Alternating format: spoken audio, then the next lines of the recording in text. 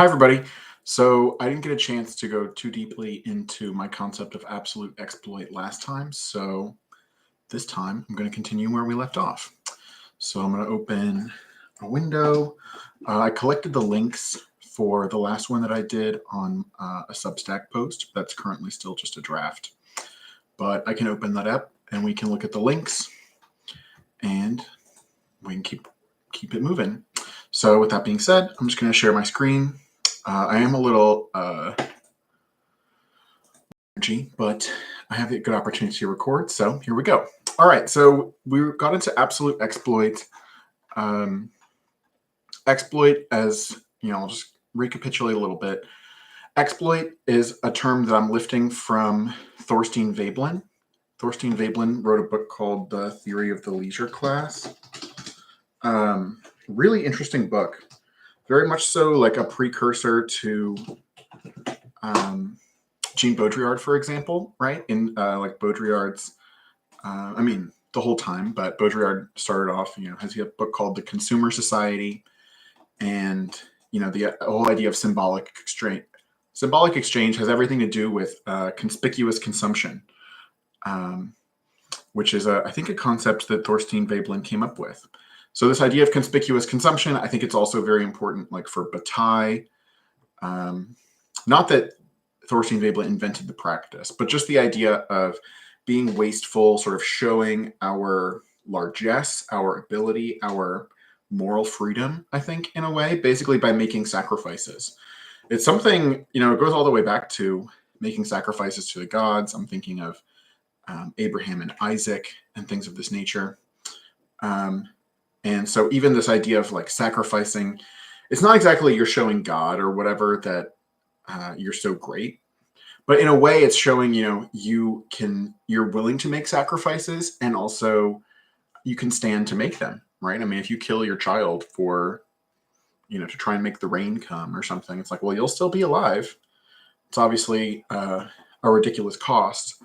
But, when it comes to more frivolous thing, think about YouTube videos, people giving away money or something, these are also examples of conspicuous consumption, and so much goes into it. But anyway, the point was just Theory of the Leisure Class is a really cool book. I really recommend people to read this if they are looking for something to read. I also think it's got a very cool style. The writing style is pretty interesting in terms of its conversational nature. It reminds me of David Hume. But I haven't read that much, so maybe a lot of things are like that. Anyway, so exploit is something that Veblen is talking about, and Veblen emphasizes that exploit, in terms of what he's constructed, is an activity where you're converting to your own purposes energies that were directed by other agents to their own purposes. So hunting is a good example because an animal doesn't live so that you can eat it, right? So when we go out and we kill things to eat them, we are, I don't know, I should say dominating. We are imposing our own will on that creature's life. We're ending it, and we're converting its body, which it has been using for its own purposes, to, keep itself going. I mean, in terms of the ultimate purpose of why an animal is there, or a plant or something, it really gets pretty interesting. Which is actually why, Veblen introduces this concept of exploit as part of a distinction. So there's exploit and industry. So industry is effort that goes into creating a new thing with a new purpose given to it by the fashioning hand of its maker out of a passive brute material. So, for example, something like agriculture, I think Veblen considers more like industry because, if you're just planting, you're basically just need to be diligent. You need to have instructions and you can follow the instructions and the plants aren't running away. That's sort of the idea. With an animal, you have to hunt it. It's like, okay, you can follow instructions, but you still got to do it. You got to run really far. Maybe it's really heavy. There's just a lot to do. So the idea of something being difficult as well as it involving, converting other purposeful effort into your own. And again, I think this idea of purposeful effort is complicated. I don't know what to search for, but like okay, this would be a good example. Teleological notions of biology. So like, is it our purpose to have children? Like some people really seem to think that, right? Like they're like, well, we have evolutionary goals and we can succeed or fail in them. But see, that's already to accept this given purpose. Whereas the whole idea of my absolute exploit is really closer to, I don't know, I want to say something like artistic sovereignty. And I'm thinking of Bataille in this sort of notion of sovereignty. I don't know if I can pull something up on that. But again, going back to conspicuous consumption, sovereignty, I think, for Bataille is like this willingness to sacrifice anything.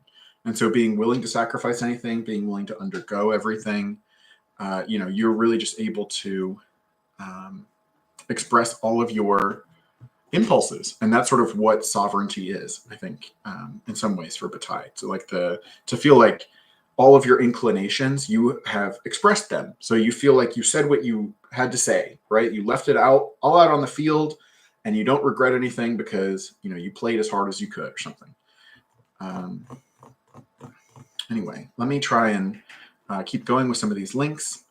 But I guess first of all, to clarify, I don't refer to exploit as opposed to industry in the way that Veblen does. I seized on the idea of exploit because it's all about converting to your own ends the energies previously directed to some other things. So I connected this with the idea of syncretism, for example.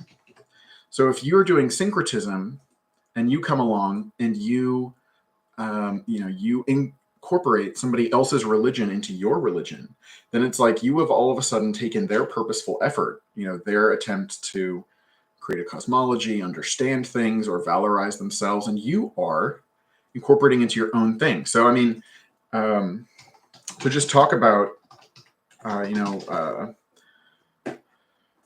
whether or not the question is not really, is this morally good for the time being? The point, first of all, is to show that there is power in incorporating other people's narratives into your own. So something like cultural appropriation is one of the ways that we typically talk about this. And this usually happens, people imagine, a sort of power hierarchy of cultures. And so if there's a more powerful culture and you're subsuming the things from a different culture, that can be seen as inappropriate or something like this. I think that there's, I think that the idea of cultural appropriation and the kinds of things that people talk about, it arises from this grappling from the fact that once you create a story, once people know about your lore, they are able to take your lore. There's nothing that stops that. And so I think that the issue with cultural appropriation has a lot more to do with, entrenched power inequalities, because it's the power inequality which is fundamentally making it problematic or something. I mean, it could also be among people who have relatively similar power, they don't like people taking their culture, but maybe they feel more able to sort of impose costs or stop that from happening. But in our current day and age, where everything's being sucked up by a surveillance state, where artificial intelligence is able to read all the books in the world, all of a sudden, you can't keep things a secret, right? Like people are aware of all different sorts of cultural forms. And in terms of cultural appropriation, I think that, and this has been expressed, it might be something down here, but I would be really interested in looking at this stuff. Our culture is pure. Like, I don't really believe in discrete cultures. So I think a lot of times people are articulating these concepts. There's actually something called strategic essentialism. This actually has a... So like, there are people who would basically say, well, in my heart of hearts, I know there's not a given culture. There's not such a thing as Islamic culture. I mean, first of all, there's not infinite, but there's a ton of variety within Islamic culture, but also like the borders between things are cut off, right? Because Islam kind of runs into Christianity and Judaism. We're going to get into the religions again. Syncretism. That's kind of where I ended off last time. But anyway, so there are some people who would say, there's not a hard and fast idea of what Islamic culture means or a given national culture. But when people are at the point where they're trying to gather people together around a common sense of purpose to be able to put up resistance against another force, then people will basically, they'll say things that they don't really believe because I guess this goes back to like enchodification. It's basically this idea that, and this happens all the time, and like nationalism has been something people were talking about on Twitter today. I don't know if I can be able to come up with that for you. But, this whole idea of is there really a nation? Is there really such a thing as the Palestinian nation or the Israeli nation or Russia or whatever? So like all kinds of people will advance these ideas. But it's not that they necessarily believe in them. It's just that they know that these ideas have cachet with other people. So it's sort of like a network effect, which is basically where, something has a lot of power just because a lot of people are already using it. So being able to use different stories taps into people who are familiar with that story and find it to be important. So that's a powerful effect. That's a powerful reason why we would use stories we don't personally feel invested in. So for example, like you can imagine somebody's a Republican strategist or whatever in America, and they're not personally Christian, but they're going to mobilize the heck out of Christianity because that's a big story that people they care about persuading care about, right? So when I articulate my sense of absolute exploit, I guess there's a couple. Probably not. Like part of what the word absolute is doing is saying that it's not just any project that we're trying to subsume everything to. So going back to syncretism, I guess I don't know if it's an opposite, but did I already put it here? Exclusivism. Yeah. So like an opposite of that would be exclusivism, right? Exclusivism in religion is the idea that you can only be one thing and you can't be more. So, like to get into sort of established ideas, there is a way in which, for example, monotheistic religions are great examples of absolute exploit. And, again, we can obviously the most famous ones are Judaism, Islam, Christianity. I brought up last time that the Baha'i religion is actually a really great example. It's closer to what I mean by absolute exploit, but it's still not there. But so, the Baha'i religion it's from the 1800s. And so it's abstracting over not just Judaism, Christianity, Islam, but also a lot of other things. So it's, saying that its religion, what it calls God, has these manifestations, which include Abraham, Jesus, Muhammad, but also includes Krishna, includes Buddha, so it's building together the monotheistic religions with some of what you might call the dharmic religions, basically, Hinduism and or the Vedic traditions and Buddhism and so on. But there is a sense in which, your simple monotheism is already a form of absolute exploit. And you can say, again, not only those, but I think we mentioned Zoroastrianism on wherever it was. We mentioned Zoroastrianism already, because Zoroastrianism also has this idea that, there's a good and evil. So maybe it's almost like it has a binary deity structure, but still the story of these two deities is itself one story. And so you're already, in terms of Veblen, right? We're going back to, you're subsuming other people's purposeful activity into your own purposes. So if I sit here and I claim that, I know what caused the world and what the ultimate purpose of the world is, then I'm basically claiming that everybody else's story is just part of my story. So that's already basically saying that everything that everybody else is doing is serving this purpose that I have articulated. And so we always articulate this in the sense of it's something else, right? So, I mean, in terms of Zoroastrianism, right, there was, Zarathustra, right? Like Nietzsche talked about. So there's Zarathustra, but Zarathustra doesn't say, I have a plan, like I created the world and here's what everybody has to do. Zarathustra says, there's another deity So it's like you're telling a story about and getting back to this in terms of monotheism, I think a lot of it goes back to Aristotle with the idea of the uncaused cause. There's probably something else from Plato, which precedes this, but the idea of the unmoved mover is basically, it's almost like is it the ontological argument? I think, no, that's not the ontological argument. But with the idea that there's like a linear chain of causes and the things from the past cause things from the future, the question is, how can there be a beginning, right? Where did the Big Bang come from? Because there's something that we consider to be the beginning of time, but what caused that? And so the basic idea is that there is something which has no cause, which means, there's no reason why it happened, but it subsequently caused everything else. So I guess this is a little bit backwards because, as I was saying before, exploit is purposeful. So purposeful is really sort of ends driven. I think I brought up Baudrillard's concept of turbo in one of these things. But Baudrillard's concept of turbo basically has to do with the idea that we're being pulled ahead by an end state that, is inevitable, that we're being sucked toward, as opposed to the idea that, causes are building up behind us and, are cascading us forward.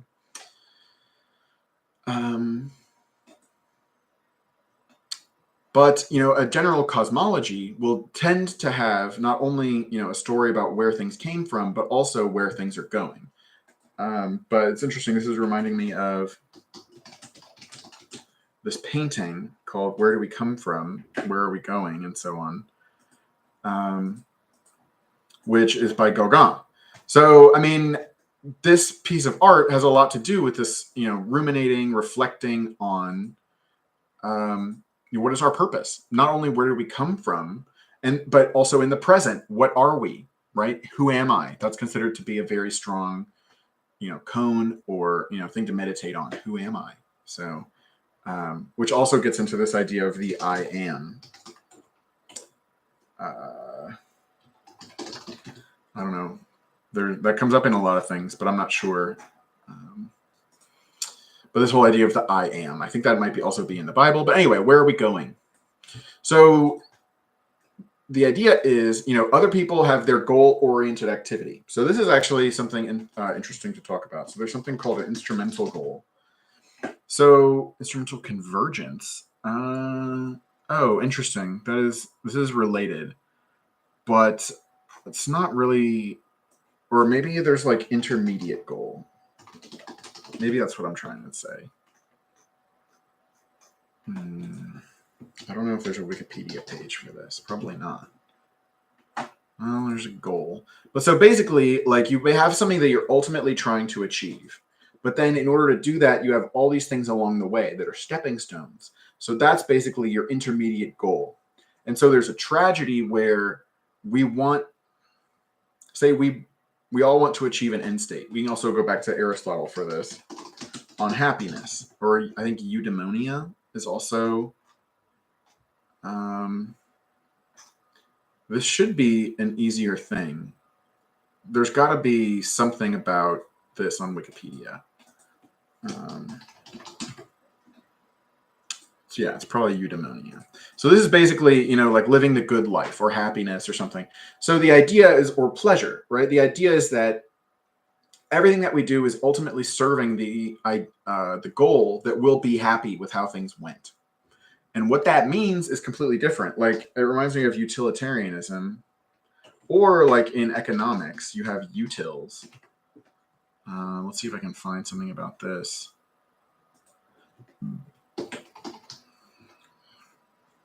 Yeah. Okay. So the thing that's interesting about this is, I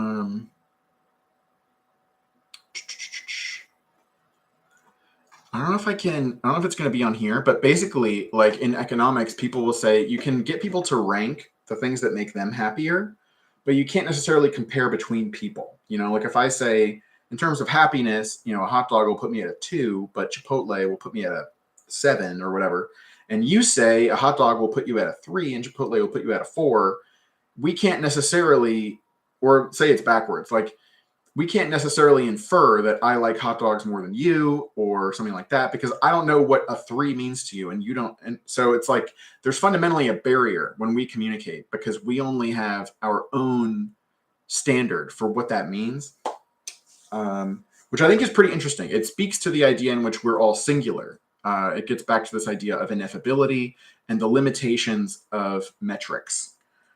Is this something we could talk to ChatGPT about?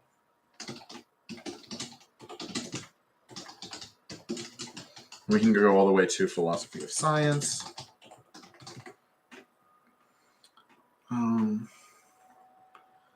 Yeah, so there's all sorts of ideas. I don't know if they don't talk about, the numinous. It's impossible to learn about things, but I guess philosophical considerations. But anyway, the thing is that we want to be happy. So we have all these instrumental goals along the way. And where a lot of conflict happens is that our instrumental goals are in conflict. So some of the classic examples that I think of is like, we both want to go out to eat, but I want to go to a different restaurant. This also gets back to cultural appropriation because it's right, we're here in America or whatever, but I want to go get tacos and you want to get Chinese or something. So it's just relevant because those aren't whatever. So those are styles of food that have been, adapted commercially. But anyway, so I have my favorite idea and you have your favorite idea, but we can't do both. So now it's not that we can't both be happy at the same time exactly. It's just that given the way that we're conceiving of our happiness, and again, we could do a thing. We get takeout of tacos and, go and things, but just imagining that it really is scarce. Another example that I have is, say you want to have an event at a gazebo and you show up to the gazebo and there's people already there, right? So there's a space that you want to occupy, but there's people already there. And so it's like you can't both use the space exactly the way that you want to at the same time. But I think what's crucial is that ultimately what you want is not to be able to use the space, right? So let's say one of them is a wedding party, one of them is a music concert. Like, why do you want to use the space for those things? Ultimately, it's because, you want to have a nice time. You want to have a nice wedding. You want to have a nice concert. So, like, if there was a way that both could happen at the same time, you could work out. Like, let's say I don't need the gazebo. I can go on the hill, right? Or, like, the weather's nice. Like, you can have the wedding somewhere else. It's like, so that's basically one of my models for conflict resolution is that we have the ultimate goal of feeling satisfied, that we have honored our obligations. We've lived up to our responsibilities as we understand them. There's all sorts of goals, right, that we could have. We feel empowered. We can go to the will to power, right? We're flourishing, all these sorts of things. But the issue is that we get stuck on these instrumental goals that seem like they are in fundamental contradiction. They're mutually exclusive. They can't both happen at the same time. They're sort of, or this is, getting into modal philosophy, but they're both, they both seem like possibilities, but they can't both happen at the same time.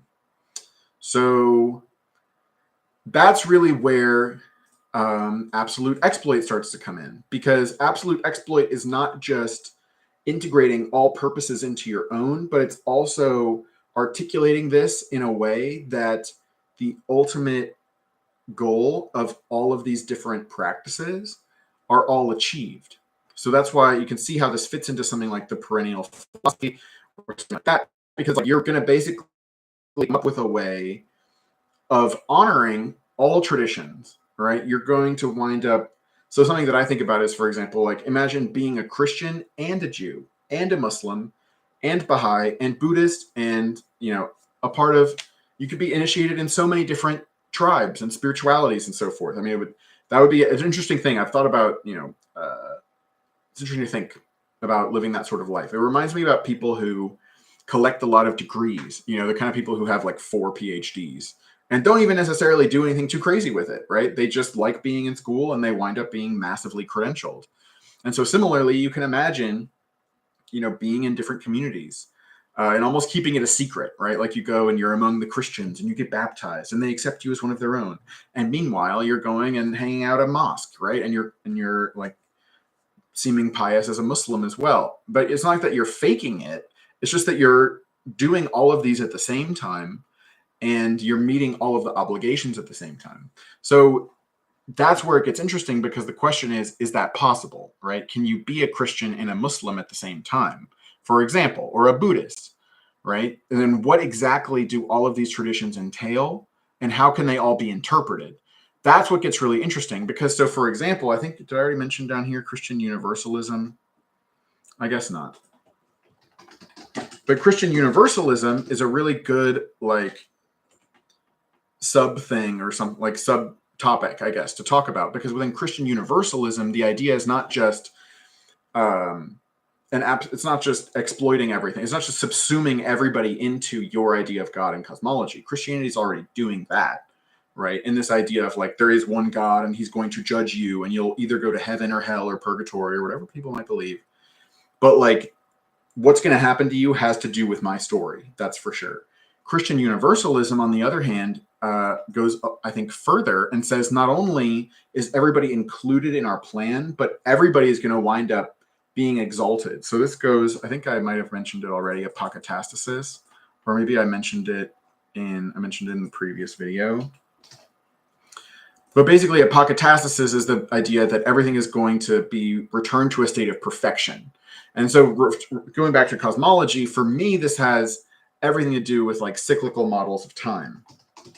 So it's basically the idea that like we're building back to the perfection of God, but the perfection of God is just going to lead to, you know, what we might call the world to come. It's going to lead to another creation, right? And like in terms of the cosmology that I construct, you know, I also build into this Nietzsche's the idea of the eternal return. And like, this is already problematic because Nietzsche is, you know, talks about domination and, you know, is not really a nice guy, basically. So that's another aspect, because when you're, as I think I mentioned before, or maybe I mentioned this on a thing, you know, if you're incorporating everything into your project, that means that we have to take responsibility for everything. Or at least, you know, we can't put any distance between us and any aspect of, you want to call it creation, existence, being, you know, there's nothing, this gets into it something, there's nothing human is alien to me. There's something like that. Terence has, this is Terence's thing. Like, nothing is human is alien to me. I am human. I consider nothing human alien to me. So, you know, the concept of human, we might feel a type of way about. But, you know, I could say something like, I'm incarnated, and I consider no aspect of incarnation to be alien to me. Because human, again, has this idea of like, and it's funny how quickly it goes to this. Like, I made a Reddit post about trauma to people identified as male or something. So people really didn't like that, because it's like, oh, like you're saying really harmful, like abuse can be a trauma response. People don't want to hear that because they don't want, there's something about coping or dealing with being victimized where it's easier in a way to just think, you know, it's their problem, they messed up, you know, and so on. And so to get into some of the nitty gritty of why people behave the way they do, and we can reach here for going back to David Hume, compatibilism. Speaking of which, like, compatibilism is a great example of like an absolute exploit. You know, everything is bricolage, as I think I have mentioned before. You know, conceptual bricolage is what I'm doing. And, you know, what am I trying to say? Compatibilism is excellent fodder for being bricolaged or cannibalized into absolute exploit, because compatibilism, it's again this sort of idea of like, oh, there's these two philosophical things that think they're disagreeing. What if they're just both right? That's actually pretty freaking sweet, right? And it reminds me of trivialism. I'm so happy that, you know, even Yahoo can deal with my not typing right. But so trivialism is sort of the counter proposition to nihilism, which is that all statements are true and all contradictions are true. So it might be a form of, there's also dialectic logic, I want to say. There's a guy called Graham Priest or something like this. I'm pretty sure.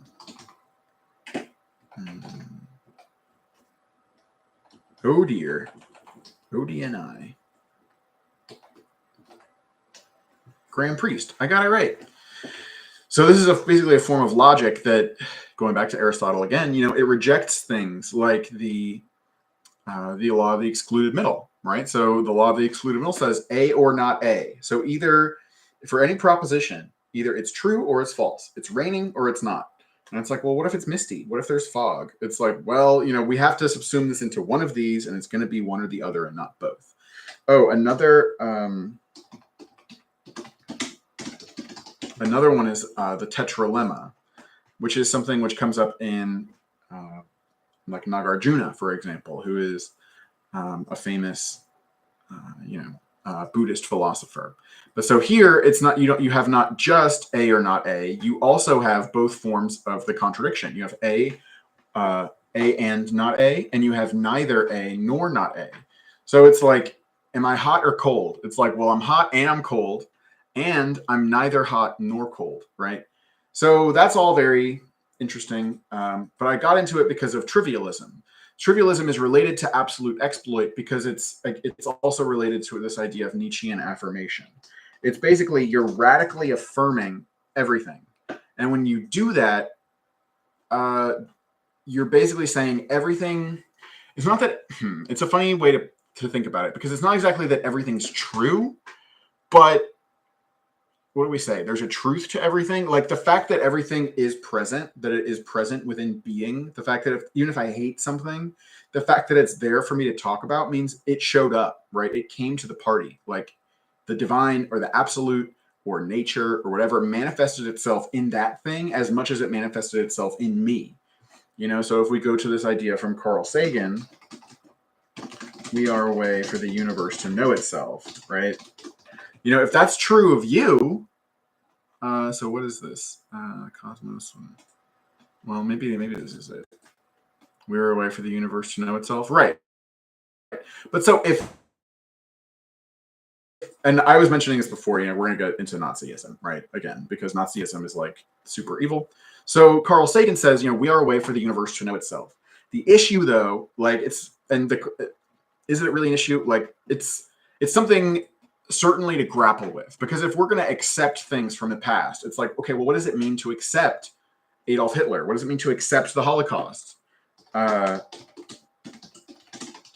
there's Holocaust theology, right? So like this is an example where it's like, is there purpose? Yeah. So for example, like the Holocaust is obviously one of the most famous, horrible thing that's ever happened. And not just that, it's not just that it's a good example for philosophy, but people do philosophy to grapple with it, right? And theology, right? Discourse about what is going on with God. So Richard Rubinstein, I'll just read this. Professor Richard Rubinstein, original piece on this issue after Auschwitz, held that the only intellectually honest response to the Holocaust is to reject God. So, I mean, I think it's a little bit different than atheism. There's also something Ivan Karamazov. I wonder if I can get this. Seems like a good one. I feel like this is an exact quote. Oh, but we're on. Anyway, basically, Ivan Karamazov is saying that, the idea that innocent people need to be harmed in order for there to be a heaven makes it to where, like, even if there is a God, Ivan doesn't want to go to heaven because Ivan rejects God. Because even if there's infinite pleasure, like if innocent people have to be hurt in order for that to happen, then it's not worth it. And so even if, you go to hell if you refuse to pay allegiance to God, Ivan says that's fine because Ivan rejects God. Ivan is basically judging God. I read about this. I mean, I read The Brothers K, but then I also read about this in Albert Camus, The Rebel.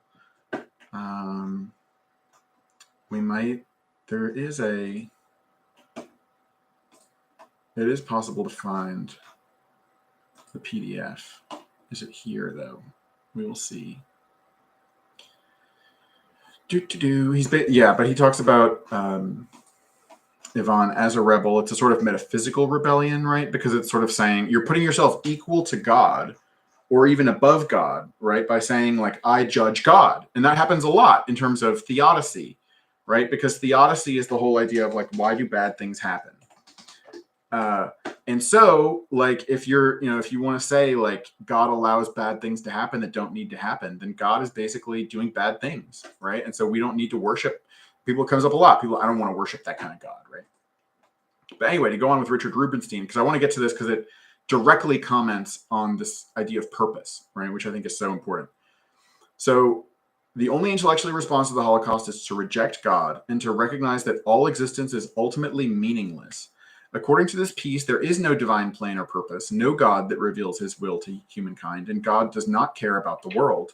Humans must assert and create their own value in life. Okay, so I mean, again, back to humans, like, don't need to talk about humans. And then the idea of creating value is interesting. I mean, again, it goes back again to Nietzsche with the transvaluation of all values. And then it's actually a pretty interesting thing. Like, this is the part where I sort of get scared for myself, because I did hear something on, I think, Red Menace podcast about Julius Evola. I think that, yeah, they did one on Ride the Tiger.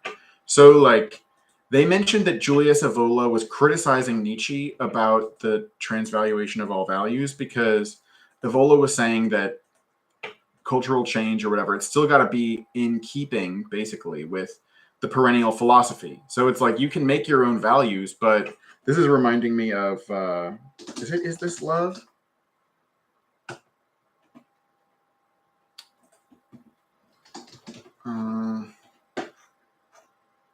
It's probably not.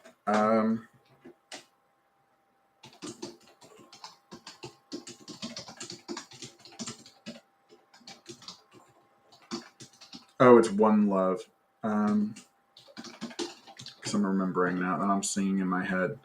Yeah, so anyways, there ain't no hiding place from the father of creation, basically. It's sort of what I'm hearing Evola saying to Nietzsche, because it's sort of like, yeah, you can do all your individualist things that you want, but you're eventually going to have to come back to, now I'm thinking of Percy Shelley in The Defense of Poetry, because Percy Shelley basically talks about how all artistic creation has been part of one epic poem.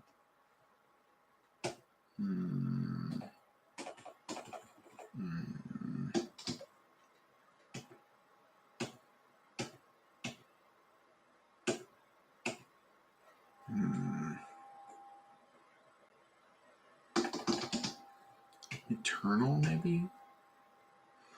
I mean, this gets us close enough. So, like, a poet participates in the eternal, the infinite, and the one. As far as it relates to his conceptions, time and place and number are not. So it's a very mystical sort of idea. But there's something about where, there's basically the echo of the eternal music. I think this is what I'm talking about. So all authors of revolution and opinion are not only necessarily poets as they are inventors, nor even as their words unveil the permanent analogy of things by images which participate in the life of truth, but as their periods are harmonious and rhythmical and contain in themselves the elements of verse, being the echo of the eternal music. There might be even more. Eternal truth, eternal poets.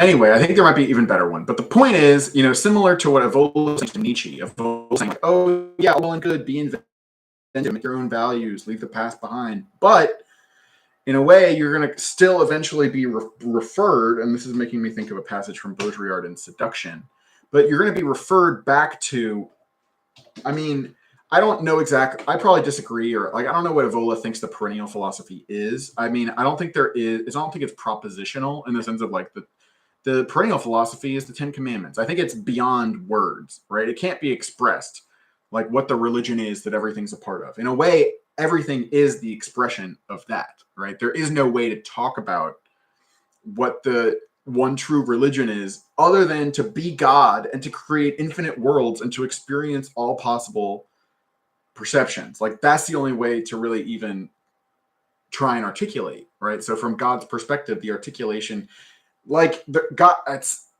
so tricky because I don't really believe it's like God is not one thing, but like there's no way for me to talk about what I'm talking about in a descriptive way. So in a way, it's a violence to language,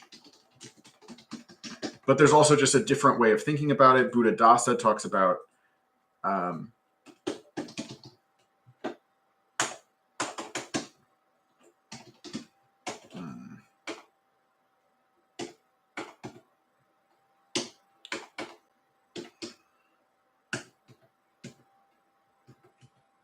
yeah. So isn't it Dhamma?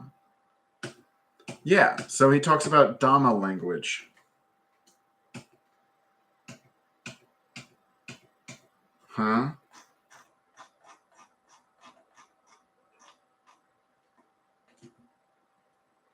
That's weird. Well, this isn't really the one that I wanted anyway. There it is on my subreddit, but let's see if we can find it.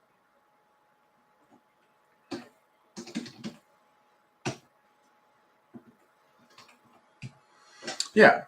Dhamma language. So basically, like the way that a sage would use words, you know, like when sages are talking to each other, like the idea of, now I'm reminding myself of a different Baudrillard passage. I think that one's, so I thought of one from Seduction, and then the other one I think is from The Perfect Crime. But so the one from Seduction is,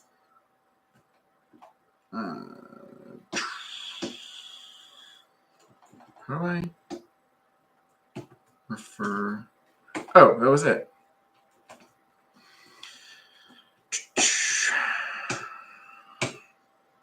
Okay, the irony proper to the constitution of woman as idol or sex object. In her closed perfection, she puts an end to sex play and refers man, the lord and master of sexual reality, to his transparency as an imaginary subject. The ironic power of the object, then, which she loses when promoted to the status of a subject. This is obviously part of a longer text about other, I mean, they're all related topics, but I'm not even going to bother trying to explain it too much. But it's basically just this idea of being referred. So basically what I'm thinking about is Evola is basically talking to Nietzsche and saying that, you know, it's all well and good to do the transvaluation of all values. And the way I'm hearing this, because again, I don't know about Evola's metaphysics, and like it seems like Evola gets into like an idea that people should be mean to each other, which I am not with whatsoever. But anyway, I am sympathetic to this idea of like, there's you. We can, in a way, do whatever we want, but what there is to do, what there is to work on, has everything to do with what we find around us, and also the whatever the actual limits of cosmology are. I'm not saying it is the natural laws, for example, or that there's one true God or something. But you know, for me, it's more something along the lines of enchodification and lila and Tsimtsum. So again, like lila from Hinduism, and then Tsimtsum. Like these both have to do with like divine, the way that that God forgets that it's God and becomes incarnated. And so like I think it's actually kind of similar to how Heidegger thinks about Dasein. Like I'm not just thinking about being a person or something like that. So in that sense, it's not like Heidegger, because Heidegger, I think, thinks human beings are Dasein because only we think about being. But how would we know, right? You don't know what octopuses are thinking about. So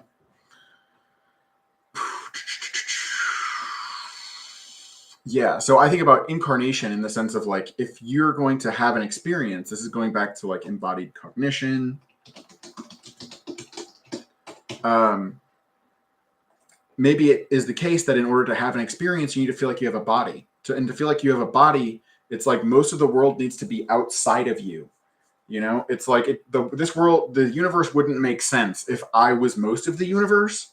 And so then I lived in an environment which was somehow like a little bit less than me or something. Like it has to be. Or this is funny. I sound like Immanuel Kant with the conditions of possibility. But like I'm imagining that regardless of how you feel yourself to be incarnated, the spontaneous feeling of it is that, we are discrete, and like most of existence is outside of us. And so that is obviously overwhelming. There's all sorts of things that go along with that. There's uncertainty. So I build that in. I say things like, if you're incarnated, you don't know where you came from. Because in order to be incarnated, you sort of need to forget where you came from. Because again, going back to the idea that everything is coming from the deity, like pandeism, or, again, Leela, it's like there is no way to think about what we are in terms of what we really are, because what we really are can't process that in some way. So this is all really interesting, because I also think there's a way in which we're not really incarnated. So it's like temporality and eternity are bleeding into each other. It's in a way similar to exploit and drudgery. And actually, it does circle back around to what this person was saying about Holocaust theology, because it's like, what does it mean if something is ultimately meaningless, right? Because, I mean, this is the kind of thing where people might accuse me of nihilism, because if it's sort of just like the absolute is just actualizing all possibilities. So all of our experience is just one of the possibilities that the absolute can experience. And so therefore we experience it. That's not really an answer to anything. That doesn't give us purpose. What are we supposed to do? And I do think that in a certain way, this all I've talked to, or I like to think about it in terms of an unknot. I do think that, it sort of reminds me of tripping. It's like, as we go through this historical process, I think there's a certain way, like in terms of history, there's a certain way in which things don't make sense. And then we're left to sort of be scrambling. But I also think there's a way, like as we get closer to the end of time or something, things start to make more and more sense. It's almost like an AI where it makes weird moves and you think that it's being stupid, but then it winds up being that, every move that it made, it was just thinking a million years ahead, and you got completely clobbered at Go or whatever it was. I think it's similar in terms of like, I don't know, the ultimate purpose of the world. I mean, in a way, time's not passing, right? So the absolute is just being the absolute, Brahmins. But in the way that it plays out in temporality, I think that, what to say? Basically, things wind up resolving themselves, because right now we're struggling so much about nationality and gender and sexuality, and we are so attached to certain formulations and propositions within a certain context. But as the context changes, I think it's the kind of thing like Ben Zweibelsen calls dissolving a problem. I wonder if I can come up with this. But it's basically like Ben Zweibelsen's example is that, that was it. The idea is that horses, for example, like used to poop all over the streets. And there was no solution to this in terms of organizing poop patrols or something. Like it wasn't solved directly. Instead, the car was invented, and all of a sudden, all the horses, or most of the horses, were gone. And so this problem of horse poop went away. And so I think it's similar when we're what I'm imagining in terms of like all the contradictions, or like everything resolving itself as time goes on, and sort of I think it's not just, as we're reaching the end of time. I think there's a way in which we can appreciate that this is always happening. And this goes back to absolute exploit. So this is another way of talking about it, is like, it's always the beginning of time. It's always the end of time. In a way, we are consciously creating the universe in every second, and we're also dying in every second. It's just like very, very extreme or something. Very, very, very, very disillusioning things. But anyways, the thing is, in terms of the dissolution, like, so for example, we have this drama right now about the nation state.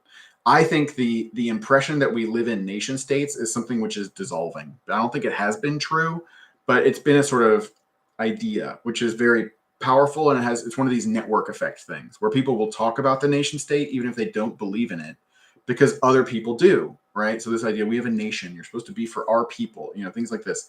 These are stories and myths that have been told for a long time, even if they're not really true. And so, like, they are real, and facts don't care about your feelings, right? But feelings are facts. And so people's emotional commitment to things has a lot to do with the sorts of political rhetoric that are going to be marketed toward them. But so from my perspective, in terms of dissolving this, it's not just about, oh, ignore the nation state. It's like there is actual sequences that are going to have to happen for us to move past these widespread impressions, these widespread, what I would call, incorrect ideas. I don't exactly, oh no.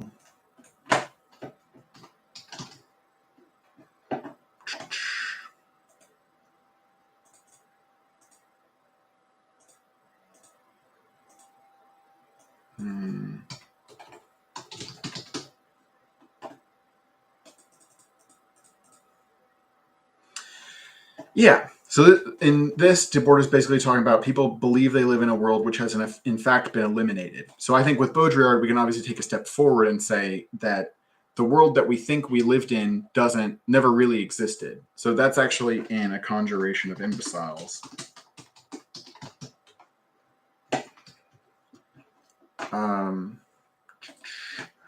Where, what was I talking about? Oh, right.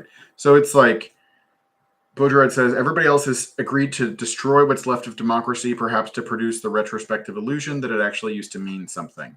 So obviously this is super hyper-cynical, but this is Baudrillard saying democracy didn't mean anything, right? So it's not that, the problem is not, oh, they eliminated democracy, right? They pulled it out under our nose. Baudrillard's obviously more advanced than Guy Debord and is basically pointing out that the world we think we lived in has never existed. And so we're in a general process of being disillusioned. But that creates all sorts of cluster Fs, right? Because if you think about a kid where it's like you told them Santa Claus or you told them some other story that's helping them with emotional regulation, now all of a sudden you're going to say that's not true. You're going to have big problems because that's where, again, that's how emotional regulation and a lot of stuff has been going on. So how are you going to intervene into that? That in so many ways is what phantasmal emergency is all about.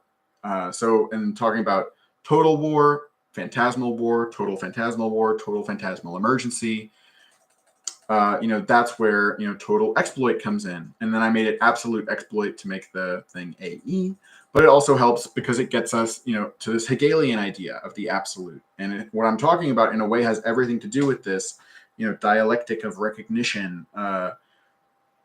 And so, yeah, this is, yes. I'm going to wrap this up in a little while because I need to go. But I want to compare gratuitous freedom from Afro-pessimism to what Hegel talks about in terms of recognition. Like, we're supposed to recognize each other as like completely free agents. So the idea for me, that has to do with absolute exploit, because what we really want from other people is to be considered important for our own sake, so that we don't have to justify ourselves by appealing to some other metric or standard where, somebody's going to disagree with us. So it's like, I don't want you to respect me or recognize me for being a good person, because what if, we don't think I'm a good person anymore, right? What if you don't agree with my definition of goodness?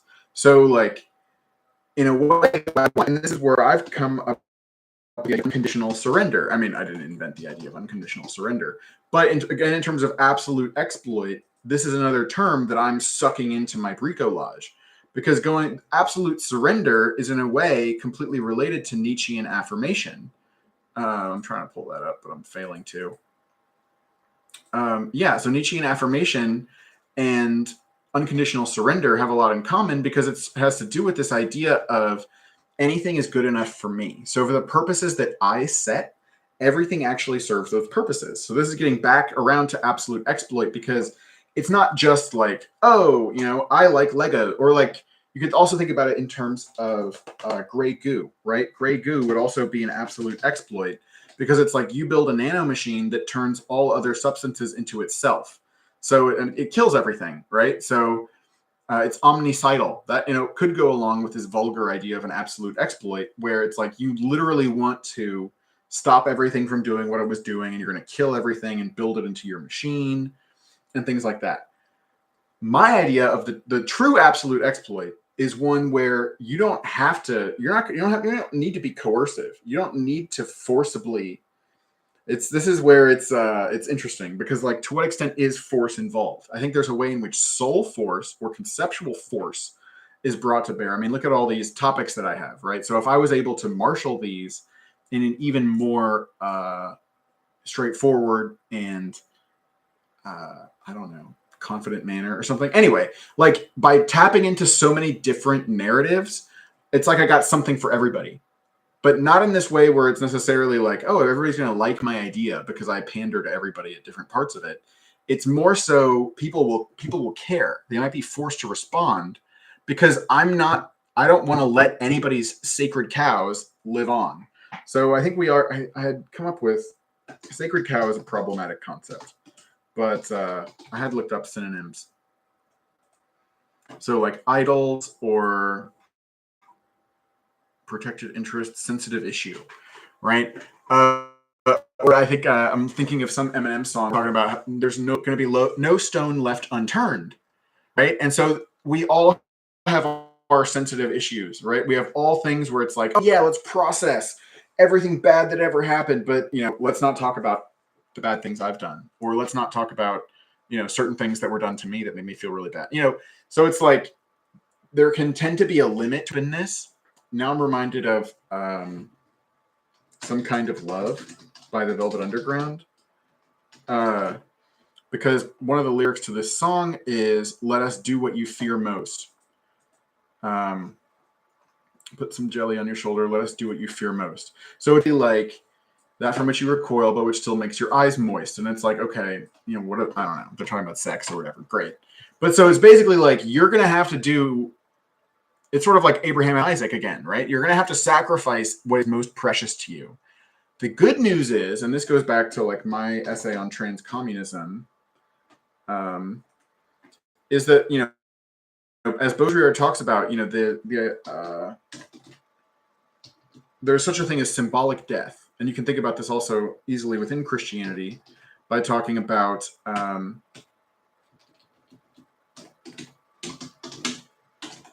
being born again. So when you're born again, it's like the old you died, right? And now there's a new you. So that's, in a way, so it's like, so yeah, symbolic death. This is also similar to what I was saying in terms of like, we're in the temporal, but we're also still in the eternal. So even as, we're the absolute and we forgot we're the absolute and we're incarnated and, something like this, there's another way in which we're still the absolute, which is the way that we are in symbolic death. We are the real, right? We are the cause of everything. We are time. I love a line from the Rick and Morty episode where the guy's like, I am time. That's the kind of thing that I'm talking about. I wonder if, I don't know. But it's the one, where they do something trippy happens and they're all doing stuff. Anyway, there's one other quote from Baudrillard I wanted to tell you about from The Perfect Crime. Yeah, I like this a lot. Where is the zoom? Okay, I can do it here. Say, this is real. The world is real. The real exists. I have met it. No one laughs. Say, this is a simulacrum. You are merely a simulacrum. This war is a simulacrum. Everyone bursts out laughing, with forced, condescending laughter or uncontrollable mirth, as though at a childish joke or an obscene proposition. Everything to do with the simulacrum is taboo or obscene, as is everything related to sex or death. It is much rather reality and obviousness which are obscene. It is the truth we should laugh at. You can imagine a culture where everyone laughs spontaneously when someone says, this is true, this is real. So this is my intuition. This is the culture I live in, right? So this is why I'm constantly being like, oh my God, these people believe in reality. I can't believe it. But it's also really similar to this idea of simulacrum. It's similar again to dialectics. It's basically like this, things are not exactly what they appear. And if you look at it askance a little bit, it's like, oh, it's all part of this. Baudrillard has talked about it in terms of like, it's this conspiracy that we're all a part of. Everything is complicit with each other, which is again this idea of perennial philosophy or progressive revelation. And so in terms of absolute exploit, tying it all together for now, I wanted to mention at the previous episode I mentioned religions. So it's like pan-syncretism, right? Where you're building all the religions into each other. So that's step one, right? So imagine a new belief system where everybody who believes it or is like part of it, we're Jewish and Christian and Muslim and Baha'i and Buddhist and, any tradition you can think of. It's like we are with it and we would like to, not presumptuously, not entitled, but we are definitely open to chilling with anybody and becoming symbolic kin with anybody. And so part of the tragedy, right, is we don't have enough time to do that. That's what inventing immortality is for, by the way. But anyways, what I wanted to say was where it gets even trickier, right, is that for me, political philosophies, this is where I left off with political theology. So I think political philosophies are also religions. So for me, the idea of why all of these things go together has something to do with skepticism. So I appreciate Pyrrhonism, according to which, we can doubt everything. So the corollary, the implication of that is that we need faith in order to do things. And this also goes back to David Hume. The idea that the future doesn't need to be like the past is really tricky because we want to be super confident, right, that things are going to work out the way we think that they are. The sun will rise tomorrow and so on. So we have to have faith. And there's also, again, this is part of what Baudrillard talks about in Carnival and Cannibal about how global power is a symbolic power because ultimately it's all related to the fact that the world exists without our having been consulted, and so much has escaped us since the beginning. So we're uncertain, things are beyond our control, we're not here at the start of the universe, and we resent that. Anyway, so the idea there is similar to all religions are one, that not only all these religions actually secretly agree, but all political philosophies are actually the same. And I've talked about this in the way of like, well, all political ideologies, they set up an idea of, who is the people that we care about? What's our in-group? And then who are the out-groups? They're threatening us. And then, a cosmology could be part of it, right? But maybe sometimes not. But, there's certain key things, nationalism or Marxism, there's certain key categories. And so there's a way in which they're all just trying to do their own thing. Like any politics is, as I get into semiosubitocracy, which is basically that we administer things according to our emergency response concepts. So all of the ideas that people come up with, these ideologies, they're really just concepts of operations which are designed to enable people to coordinate their activity to respond appropriately to emergent conditions as they're being perceived. So from at that level, it's obviously a high level of abstraction, sorry, but at that level, like all political ideologies are doing the same thing. And that's where, it gets really awkward because it's like, this is now a new way to talk about Nazism or fascism or Marxism or liberalism. And like, there's a way in which all of these ideas are trying to do the same thing. They seem very different to us, but if you can almost imagine like a God's eye view and then coming in and like, oh, wow, it's almost like tripping as well. I think that this is the kind of thing which can be appreciated in an interesting way when one is in an altered state of consciousness. Okay, but I actually go even further because it's not just religions and political ideologies, but actually what we perceive as personal identities, which are also religious. And so again, when all religions are one, all personal identities are one, which is to say like Atman is Brahman, right? But so if we're all Atman, then we're all Brahman as well. And so all personal identities are vindicated, or, we're all written in the stars, which is to say like we're all the creator. We're co-creating. We've divided ourselves into 1,000 pieces and we all actually do fit together, even as we're trying to sit here rejecting each other. So that's basically the idea. And so absolute exploit is pooling together purposes understood at this super macro level, like world religions, and then it's almost getting into more intermediate goals like political ideologies, because they're usually about nations and peoples. It's like it's a shorter time scale. We want to win the war. That has to do with the next few years. Whereas, we're concerned for our souls, well, that has to do with like eternity, right? But anyway, then you could also get down to individuals. So individuals, like we are born in a way within political ideologies, the same way political ideologies are born within religions proper, right? So, I mean, there's liberalism and fascism and communism or something, but they all have to contend with Christianity, for example, and other world religions that pre-exist them and might even decisively influence them. It's like, oh, our nation, but part of our nation is that we're Christian, right? Or you have to be defined by being against it. Oh, we're atheist or we don't like that. Anyway, it's a competitor, right? But Anyway, that's a good example of where Nazi Germany is, because there's a whole thing of like, well, was Hitler, maybe he said he was Catholic sometimes, but really he's not really Christian. He's trying to subsume the church into his project, right? But there's like the way it's presented to people, at least in the beginning, is that the national project is part of the religious project. So that's another whole aspect of zero trust and uncertainty, where it's like, we're building things together, but what is serving what? That's sort of, again, where exploit comes in, because it's like, which is the exploiting agent? Because depending on what's doing the exploiting, the other thing is going to be subsumed into it. And the way that we think about that, it's like this one's losing because it's being operationalized by this one. The Dhamma version of absolute exploit is not some world domination scheme, but it's basically seeing the way in which these apparently diverging purposes are actually serving each other the entire time. So more things to get into at a later date. We have the law of one, where there's service to self and others. And so part of what is considered wisdom in the law of one is the idea that serving self and serving others can be the same thing. And then that's like within the official law of one, it's like we're supposed to realize that at the sixth dimension or something, like super far later. But it's like, no. That's what we have to do now. So like, again, going back to compatibilism, free will determinism, come on. Or, altruism, egoism, same thing. We got this, right? Because in the way that I am you and we are all together, right? That I'm God and you're God. It's like serving your purposes is serving my purposes. And that's another way in which, we misunderstand our own purposes, in the sense that like, if I think that you serving yourself is going to hurt me, then that happens because we have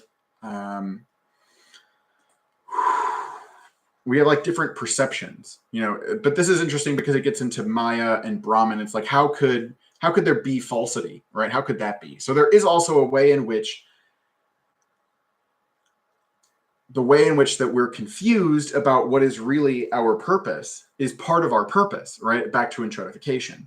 So regardless, the whole idea of the Dhamma version of absolute exploit is to be artful in conceiving these purposes and not to be domineering and to like impose things, but rather more like the Tao, right? To be all giving, like you yield to everything in a way. You're right. And that's like the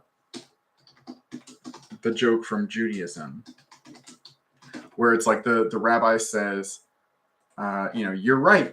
And people are like, well, they can't both be right. And the rabbi says, you're right. And it's great. It's back to trivialism in a way. But so at the level of personal identity, it's the way in which, in a way, we're all valid. But so the way that I would say it is that people often want to be validated, for example, their gender identity. People want to be validated in certain terms, right? But in reality, like what's best is to be validated beyond all terms, which is again back to Hegel's idea of us, accepting ourselves as being radically free. And that means radically free from terms and conditions. So I think in a way, the big challenge is to get us all to spontaneously, it's like the thing from, if men were angels, government wouldn't be necessary. So we're becoming angels and we're abolishing government. Like, and like Baudrillard talks about, hegemony is when we swallow our receiver and the cop is inside your head.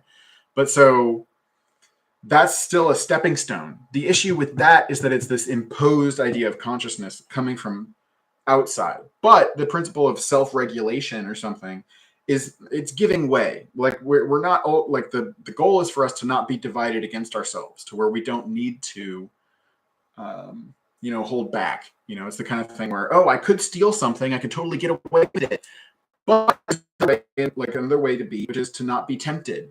Right. So that has everything to do with what we're talking about. And in terms of why all this is happening, and, I think learning to do this is very pleasurable. And also my cosmology calls for, in a way, eternal life, because it does come up with issues where it's like, okay, but why do some people have all these like really crappy lives or something? And anyway, there's also a way you can build it in where it's like we just reincarnate as each other. So like, yeah, we all have to go through the really crappy lives. I mean, the other thing is to say, like, from the point of view of God, it doesn't matter. Like, God can't really suffer. And even though we seem like we suffer and then we hate our lives, in reality, we're God and we chose to do this to ourselves. And that's back to, what is it? The Quran, where it's 176.2 or something. Where like God, Allah pulls everybody out of Adam and everybody who will ever exist. I guess I guess I didn't find it, or maybe it's this one. No.